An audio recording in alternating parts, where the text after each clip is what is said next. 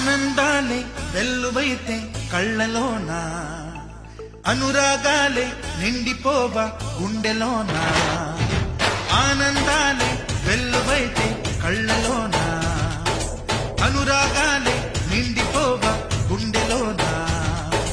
మమతల మాలలు తెచ్చి ఆ కలతలనే చెరిపేసి, ముంగిట ముగ్గులు పెట్టి బెమ్మల కొలువే చేసి, మనమంతా చేరి ఆడి పాడే వేళ సంక్రాంతి పండుగ చేద్దామా.